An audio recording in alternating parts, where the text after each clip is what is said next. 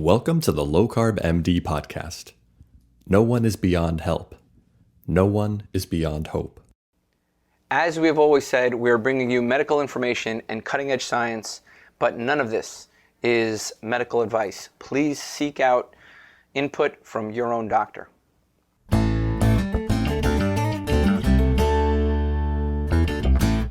Hello and welcome back to the Low Carb MD podcast. Tro, man, it's been too long. Good to see you. Listen, good to see you today. We have somebody very special. Before we get into that, I've been so busy. Before we talk about our guest, Brian, I have been so busy. I've been so busy. I've been so busy trying to conquer the world. Conquer the world. I want to get, just today. This week, sorry. I had a patient lose 100 pounds. Okay, lose 100 pounds. She came to me for a follow-up, and she said, Brian, you're not going to believe it. She said, I'm lightheaded. I saw your post on this. Yeah.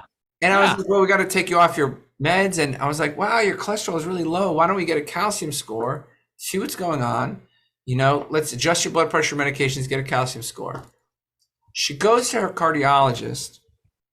And our cardiologist says, no, actually, I need to put you on metoprolol, and actually don't do that calcium score because, just take your cholesterol medication.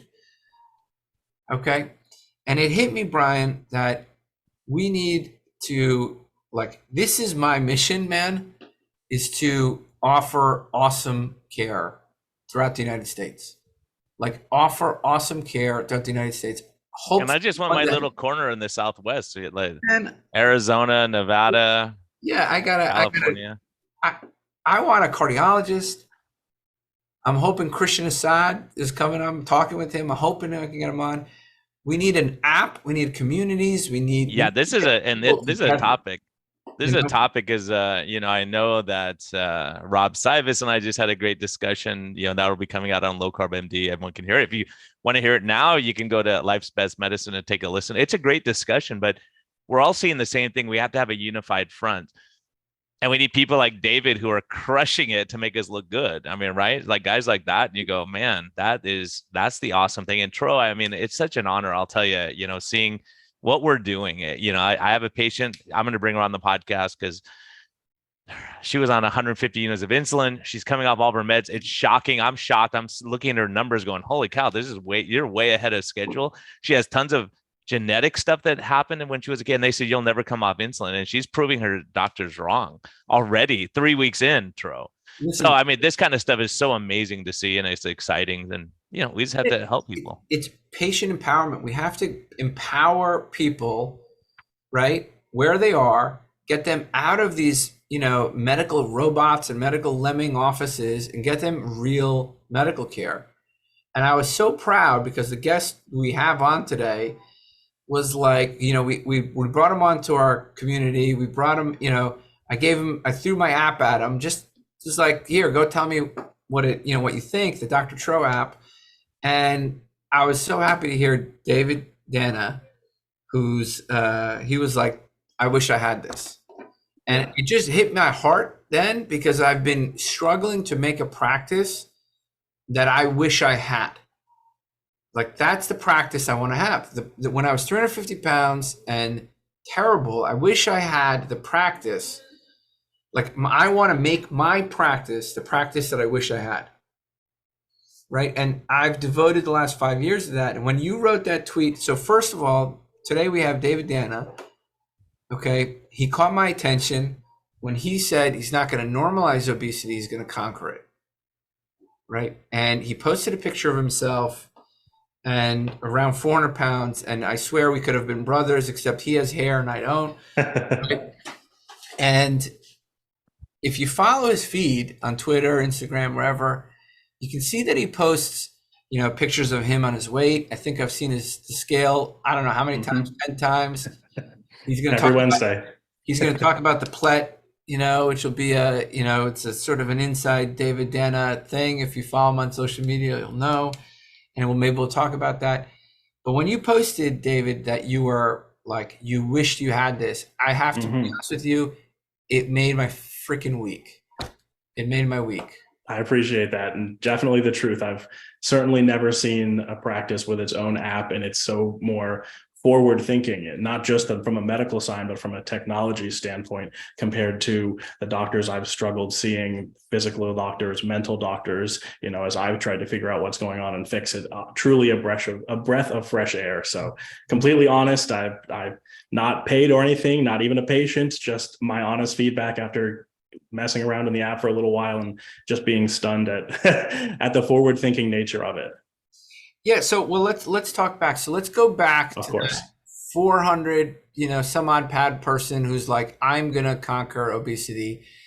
So let's go back before that, Troy. Let me get caught up here. David, tell us how it started when you were a kid. Was weight a struggle? Did you go all the way? Like, tell us your story and how you got to that peak and how you're becoming less of a man now than you used to be. Absolutely. So weight was not a big issue when I was a kid. I probably graduated college at 225, 235. So I had to lose a little bit of weight for my height, but nowhere near getting over 400 pounds. And that was similar up through high school and at a young age. I put it on in the 7 or 8 years right after college. I graduated. I went to live in a big city. I worked at one of the largest accounting firms. There was a ton of hours. Billable hours became a huge part of my life. A lot of stress, a lot of pressure, living in the big city, not getting out a lot. I'm sure there was some undiagnosed mental health issues, probably depression, anxiety, which I try to talk about more now, but is obviously a tough topic, especially for men to speak about. And so I put on weight very rapidly starting in 2014, and it peaked last year in May and June of 2022. I flew for the first time since the pandemic, and I had to ask for a seatbelt extender, which was the most embarrassing moment of my life, probably. At that point, I was worried about folding chairs collapsing under me. I couldn't get up my stairs at home without getting winded. And sort of the real peak moment for me was when I got on my scale last June and it gave me an error message, and I assumed I needed a new one. I assumed it was low on batteries, but I quickly came to the conclusion that my scale maxed out at 400 pounds and I was getting the error message because I was over that amount. So that's a very quick backstory. We can dive into any more details than you want. One of the approaches I'm taking this time, as opposed to all the other times I tried to lose weight, because of course, getting that size I had tried at least a dozen times, is this time I'm doing it all in public, trying a different diet model, trying more different exercises. And instead of bottling it up and trying to do it all on my own and pushing it down, I'm doing it publicly. And so happy to speak any more to anything that I just glossed over pretty quickly.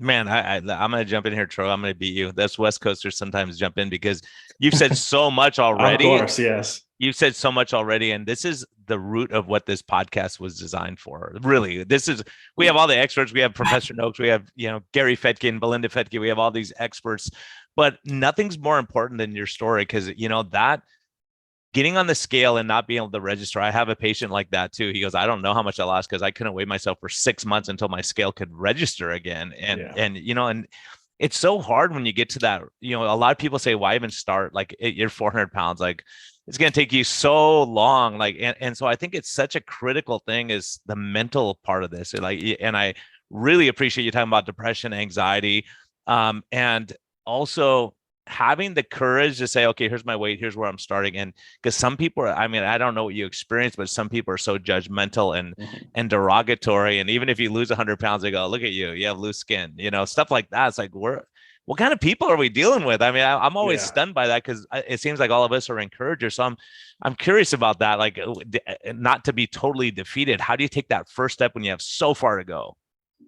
The first step, the first couple of weeks were by far the hardest. I like to say that at some point it becomes discipline, it becomes routine, but that certainly is not the case when I'm over 400 pounds, when I can't get a weight on my scale, when my weight is still spiraling up and my mental health is spiraling down. And I had never walked into a gym before, and I, never learned how to cook or anything. So there was a whole host of things, and it certainly felt overwhelming to me. But I applied sort of the same approach that I had in my career and my academic life, which was to break the problems down into little bite-sized amounts and that I could manage, and then to do one little thing a day. So I think my best example of that is I took the gym and exercise very slowly. I still don't know like half the machines in the gym, more than half, to be honest. I posted my first time ever doing a bench press like a month ago. That's when Arnold Schwarzenegger reached out and gave me lifting tips, which was crazy. But I had been going to the gym at that point for 7 months. But I'd only been doing a few machines, very light to moderate workouts, just taking it a little by bit, by bit, by bit. And that's how I've approached the last 9 months. And I'm down about 90 pounds. So those first couple of weeks, getting back to your question, very difficult. I took it little chunk by little chunk. And every morning when I wake up between 4 and 4:15 to get my workout done before work. I would have to remind myself consciously those first couple of weeks every day why I'm doing this. The concern I saw in my parents' eyes, having to get that seatbelt extender, not wanting my parents to have to bury me, wanting to be a husband and a father one day, wanting to be a positive role model to my future kids, a healthy role model for my future kids, to get to see them grow up. There are so many opportunities we have in life that are right out there if you can just go take them. And at over 400 pounds, not being able to get up a flight of stairs without breaking out and sweating, I felt like I couldn't take advantage of anything. And that got me out of bed for the first couple of weeks. One of the things that that we've talked about on this podcast again and again, in fact, one of the first messages has been the most common cause of weight regain that we have seen is related to mental health. Yeah. Right. Stress and mental health are number one, the cause of weight regain. And I noticed what you said was, I'm going to take a different approach. I'm not going to do this in isolation. Right? Key fact right there. I'm not going to do this in isolation. Some may perceive the fact that like you're making yourself accountable by sharing all this. I think that's none of it. I think that you're not doing it in isolation too, and you're sharing your vulnerability and your struggles. If you don't lose a pound like week over week, I bet you're going to get 15 different people giving you 15 different pieces of information that may help you, right? Just add to your repertoire of tools in your mind. Absolutely.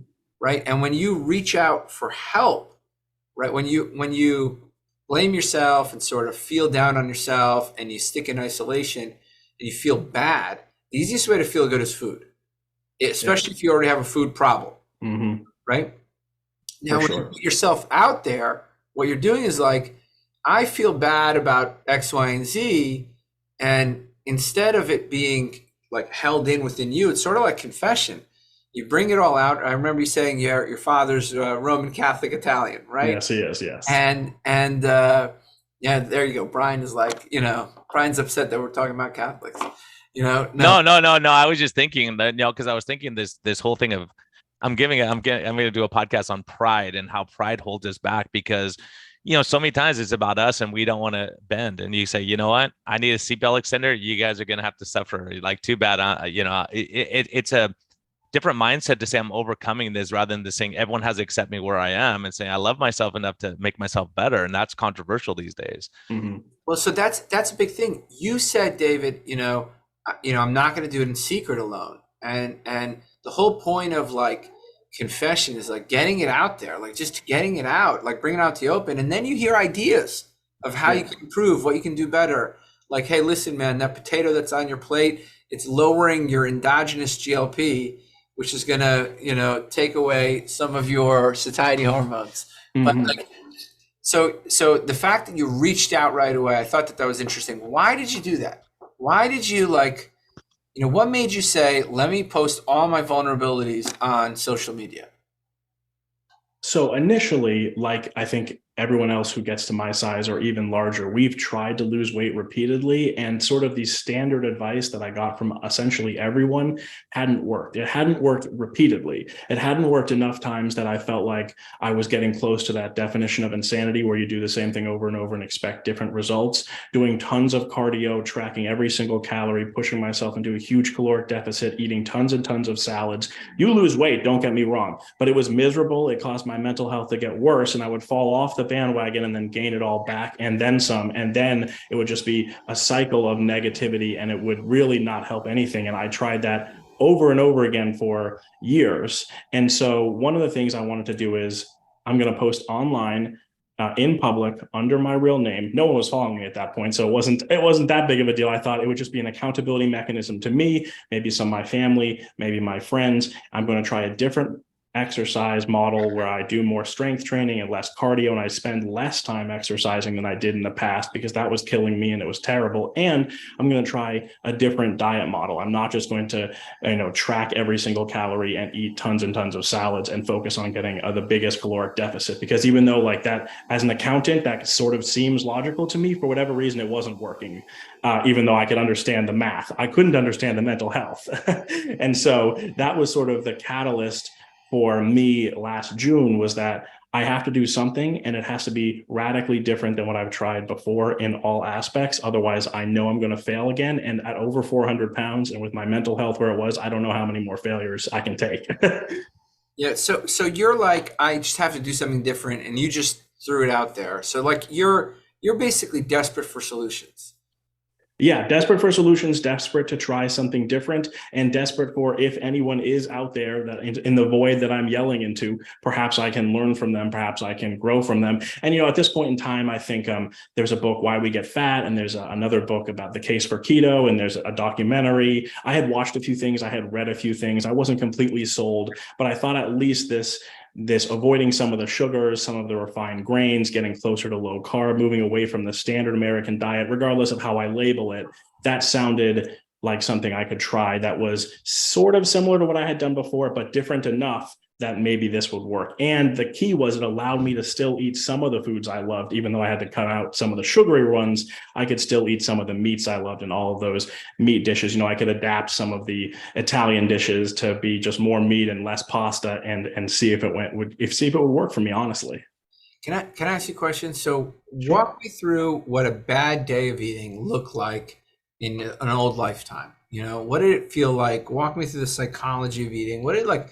Just walk me through what you ate and what it felt like to you on a bad day. Like maybe you're anxious, you're depressed, you're overworked, you're a CPA, it's tax season, Yeah. I've seen that play out my whole life. So go ahead. So I would wake up and I would probably have stayed up too late the night before working, so I wouldn't have gotten enough sleep. So I'd wake up essentially tired and stressed and anxious.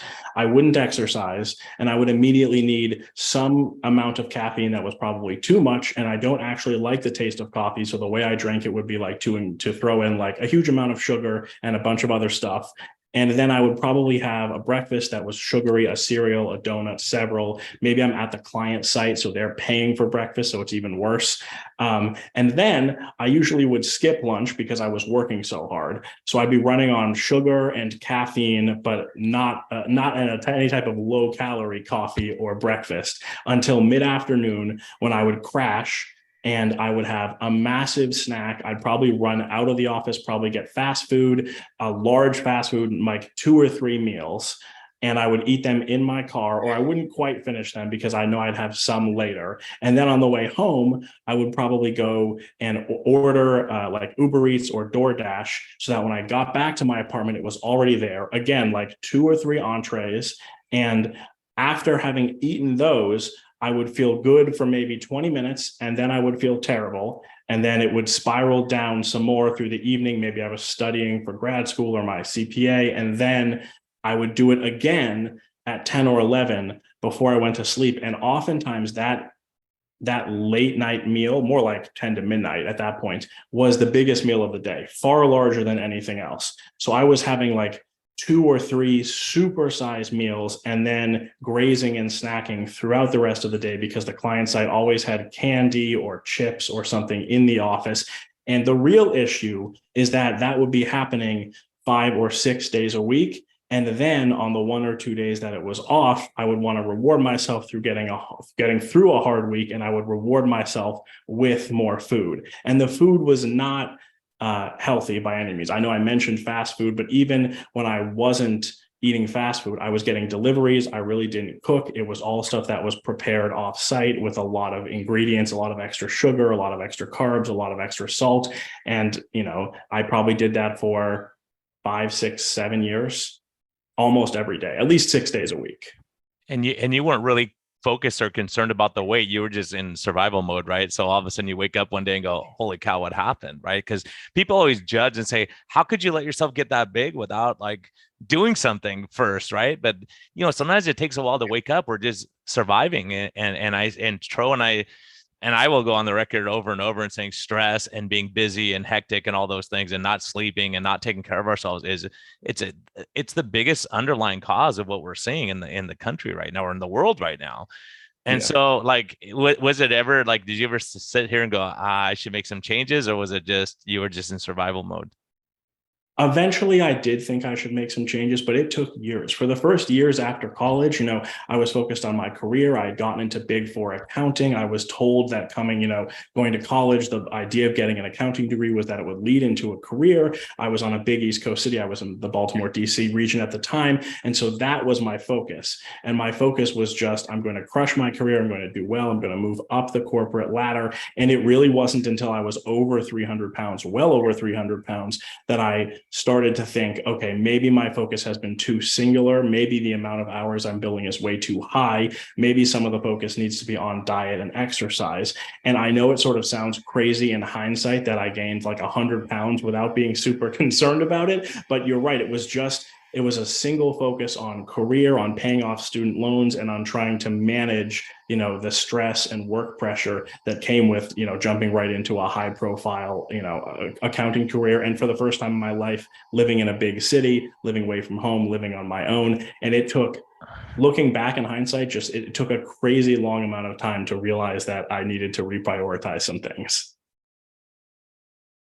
One of the things that I'm just curious about, you said like you had tried over and over again, and now, I'm not to go into like something that seems like an inconsistency, but maybe just clarify it. You said you tried over and over again. You tried many different things. And then you said, but, now it's like, well, I wasn't really looking to change. So I lived that life at 350 pounds. And I don't think there was a minute I remembered that I didn't want to change. Maybe the only minute was when I was filling up my plate, right? Because I was starving, hungry, and I wanted to eat, and something. Yeah. Like that's the only time where I wasn't like, I don't want to change. The other 23 hours of the day is like, I need to lose weight. So that's very true. I should say that throughout that time period, I would try the same thing over and over again for short periods of time and fail. And so in increasingly short periods of time, it would take for me to fail that, strict caloric deficit, do a lot of cardio. I don't have time for it, trying to balance it in, and then falling off the bandwagon because all of a sudden you get on a new client, it becomes audit season, it becomes tax season, and it just cycles again. And then for the other 23 hours of the day, I'm sure I knew and wanted to lose weight, but I was able to distract myself. I had so many other pressures and stress from work, from student loans, from going, should I go back to grad school or not? That for, probably until I was up above 300 pounds, I was able to distract myself and be in denial, combined with regularly trying and failing. That it was like, there's no point in me trying again 2 months later because I just did this and it works for a couple of weeks. Maybe it works for a couple of months, but it wasn't working for me enough that I felt that I should keep going back to it until my mental health would get to a point where I would try again, and then I would fail again. And then it'll be like, okay, well, I have all this work to do. I have all this stress from pressure from work. That will continue to be my focus. And this other thing that I can't handle, I'll put off to the side. I'll bottle it up. I'll push it down, and I'll come back to it another few months when I'll try again and I'll fail again. Yeah, and that's the hard part, because a lot of times by the time someone gets to myself or Tro, they're like, look, you're my last chance. And that's a lot of pressure. Like, oh, man, I don't want to be your last chance. Come on. If I don't get it right, let's figure out what we'll get it right. We got to work on this. And, I'm wondering, what was your experience like going to doctors during this time? Did they, what kind of advice did they give you, or did you avoid them because it's so painful to go? I avoided doctors until last year. September of 2022 was the first time that I went to like a general practitioner, got my weight, got a physical checkup, and got my blood work. And that was sort of good timing because at that point I had lost maybe 20, 30 pounds, and my blood work came back, and a lot of it wasn't great. A lot of it was in the pre-diabetic range or almost high blood pressure range. And so that was another motivating factor, because I had more than just the scale and my mental health and physical feelings telling me that I needed to make some changes. But I know from college until last summer, I didn't go, to a general practitioner, and because I knew they would say there were problems. And again, I have too much work. I can't make it there. There's too many other priorities going on. I can just keep putting it off. I'm in my 20s. I don't need to. And I just lied to myself and made endless excuses until last September. So like, walk me through. You start this journey, and like, what do you do first? I mean, you must be thinking, most people when they're starting to lose weight, they're thinking to themselves, I have to eat less. Most people's definition of healthy eating is, I'm going to eat protein and vegetable. It sounds like you're dead set on going to the gym, or at least approaching exercise differently. So like, how are you, like, where is this plan? Or is it like an evolving plan? Or do you have a plan? Or what is the plan? It did definitely evolve and get stricter over time. Initially, I just knew that I had come to the realization that the highly packaged, highly processed fast food, junk food, drinking my calories combined with alcohol on the weekends, sort of a very extreme version of the standard American diet I was doing, wasn't working. So initially, the first things I did wasn't like specifically low carb, but cutting out fast food and junk food and highly processed and packaged food, no longer drinking my calories, avoiding the drive-through, and focusing more on, I guess, what I would consider like natural foods, had the effect of cutting out a huge amount of the carbs, a huge amount of the sugar, a huge amount of the seed oils, and a huge amount of all those additives and whatnot that I don't understand that goes into all the food. So that was my first step, along with walking into the gym for the first time and trying to figure out, what I could do that wasn't just endless cardio. Yeah, I mean, so you had like a sort of this basic plan, it sounds like. Yes. And then like, walk me through how deep you go down the nutrition rabbit hole, as you're becoming more, are you researching things? What resources are you using? What's going on? So at that point in time, I had read a few books and watched a few documentaries, the fat documentaries, like I mentioned, Why We Get Fat, I think Big Fat Surprise. And at that point in time, I had made an Instagram and Twitter account. So I was running across some people, and I generally thought that low carb might be the way to go because I really like meat and I'm fine with vegetables, a little bit of fruit. It felt more sustainable potentially, and potentially would make me feel better than diets I had tried before. So combine the few books and documentaries, and I didn't go very far down like a scientific or technical nutrition rabbit hole. My thought was, if this is going to work, if this is going to be different, I'm over 400 pounds. I should be able to make these changes and then increase them and change different things as I go and see the results for myself. One of the problems I have is we have unlimited information, we have unlimited entertainment, and that becomes like infotainment, and it's overwhelming, and everybody will tell you something different. And I can literally find someone who seems to have crazy good, impeccable, credentials telling me the exact opposite things. And it wasn't my field at all. I'm an accountant. So I just knew that what I had done in the past was different. What didn't work. This was different. And there were definitely people who both had credentials and had results who had tried some sort of generally low carb. Maybe it's keto, maybe it's ketovore, maybe it's low carb. I don't know what all the labels are. I don't know what the technical definitions are, but a focus on meat and for protein and fat, all types of meat, not just red meat, vegetables and fruit, while cutting out a lot of the standard American diet, while focusing on my sleep, getting in some regular exercise, and not drinking my calories. Again, wasn't a whole lot of science behind it, but I read a few books, I'd seen a few documentaries, and I was starting to see people like Food Lies and some other accounts on Instagram, in the general keto, low carb, carnivore space. And at that point, it was, sort of a Hail Mary, right? It was something different. It was something I needed to try, So, and I dove in. And I love the scientific method too, Tro. Sorry, man. It's saying this doesn't work, I have to change something. And I love it because you're an accountant too, because if I go to my accountant, I'm behind, which this month I was, Tro. Your parents are getting me straightened out. But if you're running behind, you go, okay, you got to cut your expenses or you got to make more money. Right. Those are odds. It's calories in, calories out. You spend like, you could be the accountant and go, okay, you just got to spend less and make more, and then you'll be fine. Right.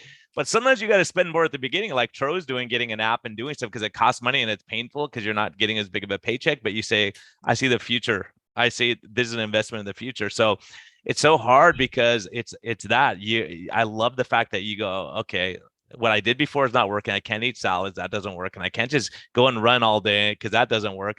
So you figure out tweaking it. And I think the big problem we're running into right now, Troy, I see these battles on Twitter. I've stayed out of it for the most part, but there's, saying calories per satiety per calorie, how much of this, and you get these arguments. And the reality is, in your situation, David, you just had to make changes. Like, you can't get in.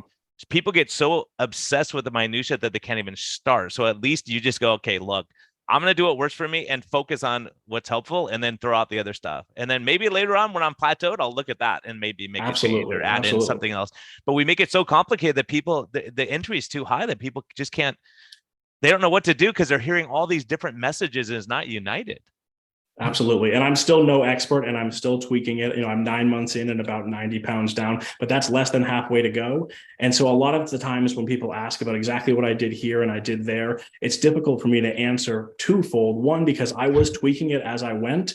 Sometimes I would do, I can do more natural carbs, like that picture of a potato, right? I'm just going to cut out like refined carbs and added sugar and processed and packaged. And now I've mostly moved away from those types of vegetables. I stick to more green vegetables, and I've cut down on some of the fruit I've eaten. And the second part of why it's a little bit difficult is it's hard to talk about and it's hard to demonstrate the mindset change and the mental health change that has to go along with this, because you don't see it in lab work and you don't see it on the scale. But they say you can't outrun a bad diet, and that's really true. But I also think if you don't have the mindset change and the mental, and you're not working on the mental health, whether you've been diagnosed or not, I think it'd be very hard to do this without that portion of it. And so that was a huge part of the first few months of my journey that I really don't know how to articulate or even how to demonstrate, because I can't show you a before and after. I can't show you a picture of a scale. I can't show you my A1C dropping, but it was critical. And it was the piece that was missing from the prior attempts, along with, I don't think the diet model or exercise model worked, but also I had never focused on the mental health side at all. And I think that's critical and very difficult to speak to, at least for me personally, because it's a tough topic and very difficult to demonstrate, besides going back to like, well, here's the scale, here's the blood work. Yeah, look, I got to be honest with you. Things evolve, and there. I agree with you, Brian. There's so many different. You can get analysis by paralysis or whatever, paralysis by analysis, and it's do what works for you. And what I'm hearing is, also this mental health component where exercise was maybe an element of discipline, like I did it, and I accomplished this thing, I've done it, but also it sets the tone. You have happy hormones sort of flowing through your body, that have come because you've exercised. You get a ton of blood flow to your brain. You just think better, you feel better. And, that's the other thing I've seen. There's a lot of, and other people have talked about this. David Goggins, I just read his book, and he talks about discipline being so critical. And that's another thing I see. It's like, you're so disciplined, you're so disciplined. But what I want to know is, what did people say when, 300 some odd pound guy is eating, 1.5 pounds of steak? So tell me what people say. Skepticism would be the charitable way to put the reactions I got. Same with walking into the gym at that weight, at over 400 pounds. My mother and father gave me, sort of very good but very standard diet advice. My doctor gave me sort of very good but standard diet advice, and that did not involve coworkers too at that point in time, did not involve the amount of meat that I was eating on a daily basis. And it almost always involved things like tracking all the calories and making sure that you have everything logged. And so there was probably 6 months of varying levels of skepticism and pushback that I got from various people. And that has started to melt away now that the results are evident. But also from like my doctor's perspective, I went back to get follow-up blood work done in January, and it was improving faster than he expected. And all of a sudden, I haven't heard any more pushback to the amount of red meat I might be consuming as my LDL dropped and my triglycerides dropped and my A1C and glucose are back in the normal level and my resting heart rate isn't over 100. Enough indicators moved in a positive direction in just a few months that I think it's shifted to, why are you doing this? This might be a little bit crazy, to, oh, you might be seeing results. How are you doing this? And I can tell you it's a much better place. That I like it much more here. But if I could just jump back to something you said about exercise and dedication, I think that's a critical point that plays into that mental health as well. I don't burn a particularly impressive number of calories at the gym. I could eat a candy bar or two and fully offset it. And I don't lift heavy. I don't do a particularly intense workout every morning, but I've seen you sweat, brother. I do sweat. I'm still over 300 pounds. I'm in South Carolina. I sweat on the way into the gym. but it's getting it done every day, and it sets the tone, the optimistic, positive, productive feeling before the sun rises at 6 a.m., at 6:30 a.m. And I say this, and again, I think people might think I'm a little crazy when I do, but so far, going to the gym and exercising 5 days a week before work has had more of a positive mental health impact than it is physical health. I mean, I don't know the science, so maybe that's not true. But it's huge. No, it's David, huge. Confidence building and whatnot. Sorry. Let me just tell you, it is science. Okay, no weight loss intervention that has used exercise only has been successful. Not one. Now, does that mean it's healthy? It is ridiculously healthy. It's great for metabolic health. It's great for muscle health. It's great for bone health. But you're absolutely right. It's great for mental health. People who maintain weight off, 95% do daily exercise or daily activity. How does that happen? It's never been shown in 12 weeks, 16 weeks, 20 weeks of exercise, people lose a pound. Yeah. They lose a pound. It's not great for weight loss. It's good for building muscle. It's good for, heart health. It's good for bone health. It's good for metabolic health. But it's not, it is a mental health tool when it comes to weight loss maintenance. And I know. One, the most important thing is you're showing up. Like, hardest thing, showing up. Like yesterday, I'm sleeping in. I'm not going to the gym, right? So showing up is the first thing. And you get there and you go, okay, I'm ready to go. And then sometimes you're like, oh shoot, I got to go to work. I feel like working out longer today. And you're right. It's just that consistency. A lot of people, it's the same thing with diet. It's the same thing with everything. Religion, people are all in and they tell everyone you got to be converted, then a week later they're done. Right? Yeah. So there's so much stuff like that where we're just showing up one step at a time. That's where people have success, where they just show up and you go, okay, I'm gonna do this, right? And having the discipline to do that. And the other thing that you said, that there's so much to unpack here. We could talk for 5 hours, but the other thing is this mental state of saying, okay, I'm doing this. So many my patients who struggle are always the one who go, oh, even I can't eat cookies. Well, how often can I eat cakes? How can I? And it's like, it's such a struggle. Other people go, oh, I could eat steak and meat. Okay, I'm all in. Let's do this. And they kill it. So it's this mindset of, I'm being deprived. Like, so many people, like this lady who's coming off insulin right now, it's like, she goes, oh, I could eat all these things that I love and I don't have to give them up. And so it's a positive attitude. And she's been so positive that it's been inspiring, because you see those improvement. And again, going back to the stress and depression stuff, is that if you're stressed and depressed, it's hard to lose weight, just from a physiologic standpoint, but also from the standpoint is like, if you're depressed and anxious, you go, I'm not working out. What's the point of that? Or you don't feel like it, or you get really stressed with work. You're too busy. You go, okay, first thing to go is exercise. And then your mental state function, you get more stressed. Then you want to stress eat. So it's like, okay, if I'm a stress eater, like all of us are, a lot of us are, and you go, okay, how do I avoid stress eating? Don't get stressed. Duh. It's not that complicated. Yeah. Yep, exactly. No, 100%. I think, Brian, it's so insightful what you said. Basically, look, if you, and I'm a Wait, can you say that again, Tro? You're 100. No, you've been, are you kidding me, Brian? I'm just right kidding. about a lot of things. I'm kidding you.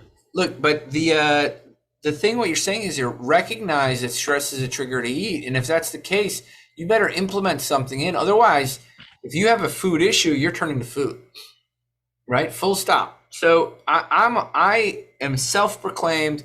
I use exercise as a stress relief mechanism. Some people pray. Some people go to church, like you said. Some people journal. Some people meditate. They go to counseling. But 100%, you have to figure out what that stress is and avoid it if you can. Or, how's the serenity prayer go? Like, accept the changes that you can't make, and have the courage to change the ones that you can. I just had a patient yesterday who is now down 70 pounds. He's been with me for 2 years, heard my message for a long time. He struggled for 2 years, and I told him, I was like, you have 4 businesses. You're going to go crazy. You're going crazy. Like, just sell 2 of them. They don't even make you that much money. Like, just sell them. Like, your health matters. He sold the businesses. I mean, I told him, like, talk to your accountant, like, obviously. But he sold his businesses. He got his house in order, and he dropped like 70 pounds. Dropped 70 pounds. It wasn't the knowledge. He had the knowledge. He had the insight. He just needed to get rid of his barrier. And it's tough as a doctor to say that to somebody, but sometimes we need to, like, hey, your marriage is killing you. You have to fix it or address it. Or, hey, your relationship with your kids is, or, hey, your business is just, Brian, I remember telling you, man, like, your business is killing you. Yeah. I mean, you guys, Rob, Cybers of all people on earth, and just Ignacio Correnta, just people I talk to, they go, you're killing yourself, right? Like, it's obvious when you're on the inside, because it's just like what David was saying. You're grinding. It's like, hey, you're the new doc. You got to prove yourself. You got to work hard. You got to do these things. People are counting on you, and you got, so sometimes we have to put our own oxygen mask on, and that's the big thing. That's why I worry about you, Tro, is like taking over the world. It's like, okay, sometimes you go, let me have this little corner over here. I don't need the whole world if it's going to kill me. And so it's hard. It's hard because you have a vision. And I just read something about Helen Keller saying it's not being blind that's a problem. It's the people who can see that have no vision. There's so many people that can't see. So David could see the final product, and you could say, okay, I'm going to do one step at a time, and I'm moving towards that at least, because the big mistake you made, Dave, is losing 90 pounds. What you do is you shut your metabolism down because you're not carrying 90 pounds on your back anymore, right? So then we have to tweak it again and change. And so, it's just amazing. But I think there's so much. I think the big thing that Tro and I took the most heat for is on a low carb diet. And I could with 100% certainty tell you this, is we're seeing mental health get better, anxiety, depression, mood getting better. And it's not just because of the weight loss. It's not just because you feel better about yourself because you lost 90 pounds. It's that your brain is functioning. You're not having these huge swings of stress hormones and cortisol and insulin. So we like this homeostasis thing of being consistent. That's what I love about your message is like, a lot of people aren't starting at 400. They're starting at 230 pounds. And they're like, oh my gosh, it's too much of a, if I don't lose 80 pounds this week, I'm going to be upset. So be able to say, okay, you have the keys to success and you're doing that. Plus the accountability, plus the mental health stuff, all these things you're doing exactly what you need to be doing, and it's working, obviously. So it's so awesome to see.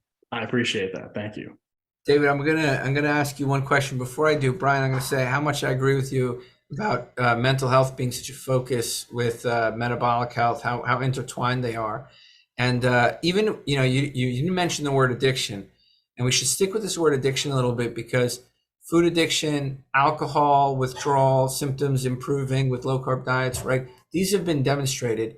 My partner, Dr. Laura Buchanan, she, shout out to her. She's been so amazing here in the past. It's been almost a year that she's been here. She put out a paper showing that just group interventions using CGMs, put out a poster, and talking to people about low carb and food, that food addiction symptoms basically went from 6 or 7 out of 8, like very addictive symptoms of food addiction, to resolved. Right? Resolved, right? With nothing but a CGM and a low carb message. So I think the other thing here is, besides mental health, addiction, all these things are related. Now, my question for you, David, is, there's somebody who's going to listen to this podcast who was in your shoes, 400 pounds, hurts, stressed out, doesn't know how to take the next step, is eating DoorDash twice a day, eating late at night, stress eating late at night, not getting great sleep. Like, where do you recommend people start? If the you from a year ago was listening to this podcast, what do you want them to hear?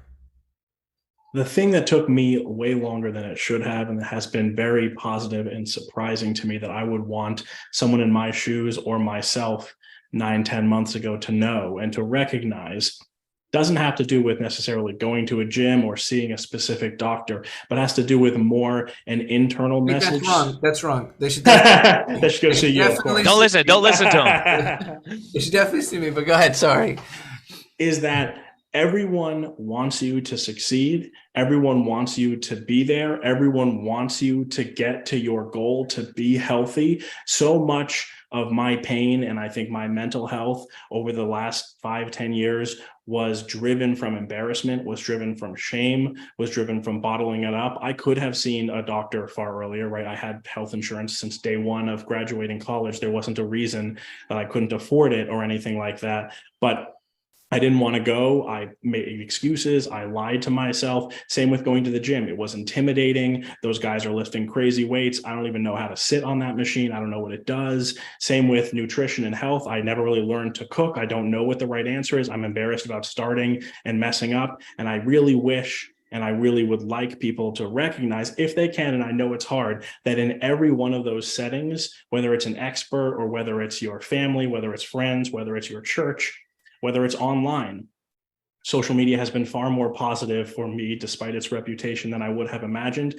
Those people in those settings, they want to help. They want you to be successful, and they want you to feel like you belong in that setting, even if you're starting at the very beginning, because you do belong there. And I think that would have jump-started me a lot quicker and a lot sooner than some of the fear and intimidation that I felt early on, especially with something like the gym. It's turned out to be one of the most supportive places that I can imagine, the nicest people there, even if they've been doing it for decades and they know everything and I know nothing. It has been a perfect example of what I'm talking about, where they make me feel, that's exactly right, they make me feel like I belong there. They want me to be successful. They want me to try new things. Everyone, everything from the local guy right here to Arnold Schwarzenegger, nobody has said negative things or said I'm too big or I'm too dumb to be doing this. I clearly don't know what I'm doing. They've all been very positive, and they've all wanted me to succeed and made me feel like I belong. I feel like if I had truly understood that, I would have been able to start this journey years earlier, because I would have had that confidence and that mental health boost that was really missing, for years.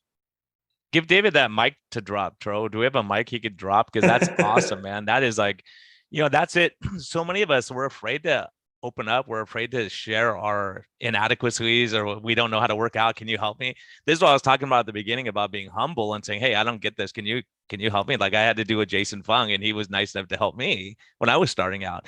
So I think those kind of things, being able to say, hey, I'm going to swallow my pride and I'm going to ask, I don't know what I'm doing. Obviously, if I'm out of control, I don't know what I'm doing. So like that is a huge thing. And I think the hardest thing that I've realized in doing this is the benefit of what Tro is doing, of having a group where you could do a group setting. But the people who don't show up that I've noticed are the ones who are struggling the most, because they're embarrassed to show up to do a Zoom meeting, for instance, with all my patients. The people who are there every week, they're killing it because they're focused in there. And plus it's a priority to them.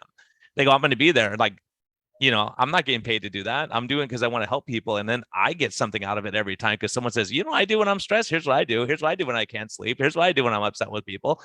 And we learn. And that's the power. I mean, the one thing I learned, and right before I left my standard practice and took a big pay cut to come do direct primary care, I was in Florida, and there was a patient there who thanked me and hugged me and was so honored to meet me. And I'm like, I don't know you. She goes, you saved my life.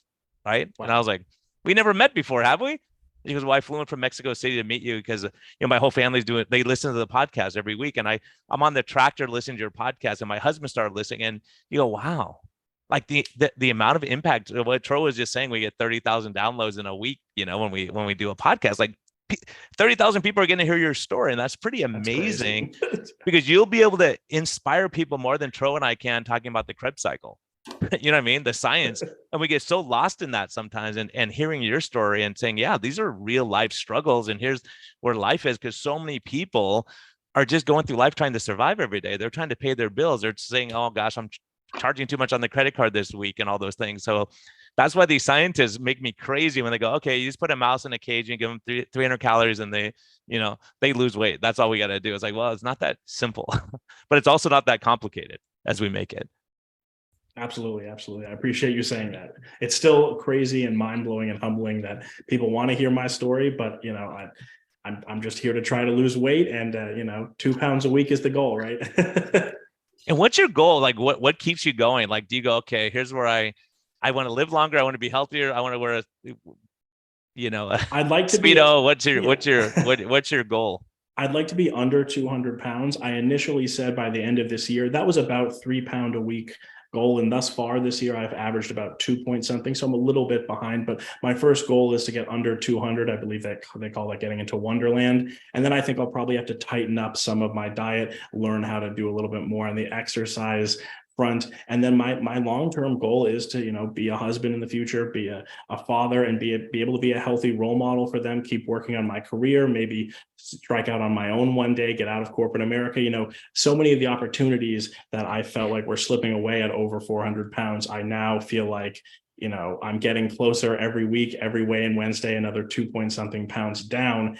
And so, I'd like to continue to take it slow and steady, keep learning, keep building, keep tweaking. I'm trying to avoid this sort of crash diet, fad diet type of things, and make a sustainable lifestyle change that I can maintain through the rest of my life, So are you on the market right now? Are you looking for that special someone? He's got a fiance, right? All right, you got a fiance. You're good. All right, good. I was All going to right. say I'm looking for rings right now. So awesome, man! Congratulations. That's good. I didn't know. Yes. Apologies to the fiance. No worries. But no, that's awesome. But that's it too. The self-esteem and just feeling better about yourself and starting life off that way. Of not worrying about your wife being a widow because you don't take care of yourself. I mean, I have a couple of young guys in my practice that are in that situation. They're making tons of money, more money than they ever dreamed of, and their life's a disaster, right? Because they're gonna be the ones going to the Caribbean and they're sitting on the chair, they can't get up, and their wife's playing volleyball with some 22-year-old guy over there, right? So it's a big thing of looking at that and saying, hey, I want to be healthy, I want to be around. I think most of us feel that way. We don't have to be, Ted Naiman or Sean Baker, but you go, okay, I just want to be healthy and be able to go hiking with my buddies if I want to, and be able to not be that last person you picked or whatever, Yeah, I totally agree. Yes. All I can say is if these sort of David, thanks for sharing, man. This is appreciate it. It takes a lot of courage. Thank you. And I'm always happy, Brian, to have you here. And it's been an awesome, this is coming on is it our 5th year, Brian? This is going to I don't even know anymore, Turo. I'm trying to tell people I don't know. They all run together. Our 5th year. We survived through COVID. We went through all kinds of fun stuff, over the years. We were only canceled a couple times. Listen, the thing is, if none here, none low carb MD, we never got canceled as far as I know, but Life's Best Medicine 4 times talking to doctors about what we saw in clinic for medical misinformation. But I'm not upset about that. Yeah. What I'd say is if, you mentioned, and this happens to me as well, when we go around, we tell people tell us, how this message has really helped them. And so if you're listening to this and you're like, this message has helped me, well, take this podcast, go bring it to your HR department. Go take this, take our websites, go to your HR department and say, these are the people, they have wellness programs, they have health programs, they're changing people's lives. And we want to bring it to our company. Ask for it, right? People go and ask for drugs. They ask for, hey, can we get this approved on our drug plan? Well, ask for Dr. Brian Lenskis, ask for Dr. Tro, ask for us because we can help, right? We can help your companies get healthy. Right? Go tell people about our apps, about our websites. It helps us, guys. And we really, really appreciate it. We appreciate all the help. David, thank you so much. Brian, any parting words before we go? Yeah, no, David, I'm so appreciative. I when I was looking at your Twitter feed, I was like, oh yeah, I know you, right? I've been seeing what you're doing. It's amazing. And I just want to encourage you in that of I think you're going to reach a lot of people for sure. And I think being humble and being able to say, hey, I don't know what I'm doing. All those things you're saying, because for us guys, that's one of the hardest things in the world. And that's really been on my mind the last couple of days, because the people who struggle in medicine, I don't want an arrogant, prideful doctor who goes, look, I'm not listening to anything else except what I do. Well, it's not working, doctor. Right. And we get into this, you're going to keep taking the same antibiotic every time. It's not working. I'm getting sicker. Exactly. So that's the problem that Tro and I have seen. And being able to, there's so much that you gave people, right? You get to charge for this class because staying the course, steady, slow and steady, do your thing, get the right attitude, share your struggles, reach out to people. And it's surprising at how supportive and kind people are. And us also, Tro and I mean, you have to be able to filter out the weeds. There's a lot of weeds out there that want to bring you down and go, okay, not today. I'm not listening to you. I don't care. I know where I'm going and I'm going to stay the course. But if you have helpful advice and you want to help me, I'm more than willing to learn. But there's so many people there that are struggling themselves, but they take it out on you. So I appreciate you putting yourself out there, sharing your journey, because it is inspiring. It's going to help a lot of people. Plus it helps you stay on track because you have a responsibility now once you start talking about this stuff. But also, just keeping life in perspective and saying, okay, you don't want to work, 80 hours a week all the time and not have time for your fiance and family and kids going through counseling because you're never there. All these things that we see, I think, as I get older, I see it more and more. We kind of destroy our lives by being too singularly focused. So that can happen. In your case, it was a weight issue, getting higher and higher, and then finally figuring out. But for a lot of us, it's relationships falling apart, or too much alcohol, or pornography, or whatever it may be, where we're distracted from our pain by stuff that's not helping us. So that's why your story is so powerful. And also the power of community, all these things that we know are beneficial. Your story brings it all together and saying, okay, it's not working, let me tweak it. Instead of saying that doesn't work, I need to tweak something for me. Maybe it'll work until you get to 90 pounds down, because none of us know the true answers. We just say, hey, here's what's working and here's what's not. So I would tell anyone listening, listen to this story, listen back a few times, because you're gonna be inspired. You're gonna be able to be diligent and persevere, because so many of my patients, I'll say, look, trust the process, right? You only lost half a pound this week, but next week you might lose 3, right? Or whatever, or you're putting on muscle mass, who cares? So in your case, you're putting on muscle mass, you're getting metabolically healthier, and it's a snowball effect. So patience. And then my advice for Tro is don't work too hard, Tro, man. We don't get together. And I was talking to Rob and we had a really good discussion, Rob Sivis, and it's like, how can we don't talk more? It's because we're all so busy. And so taking a breath sometimes and breathing, and maybe we'll end up at the same conferences and all that kind of stuff. But, and it's hard, especially Tro, you being a visionary, going, okay, look, I see the need. I want to help as many people as I can. Right. And it's so amazing what you're accomplishing and what's happening. So hopefully we just slowly inch along and do these things. But this is a huge deal, David. I mean, your story is really amazing. And so we really appreciate you coming on. How do people track you down if they want to talk to you and know more about you or follow you? Well, thank you so much for the kind words. Again, it's humbling and a blessing, and I'm just blown away that people are on the journey with me. Again, I mostly just started posting for my own accountability and to try something different, but I'm Davey Danna on basically everything: Twitter, Instagram, Facebook even. And thank you again for the kind words, and thank you for having me. It's my pleasure and truly an honor again.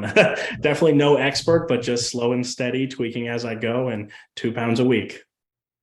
You got it, man. Keep it up. You're doing awesome. Thank you. Thank you so much.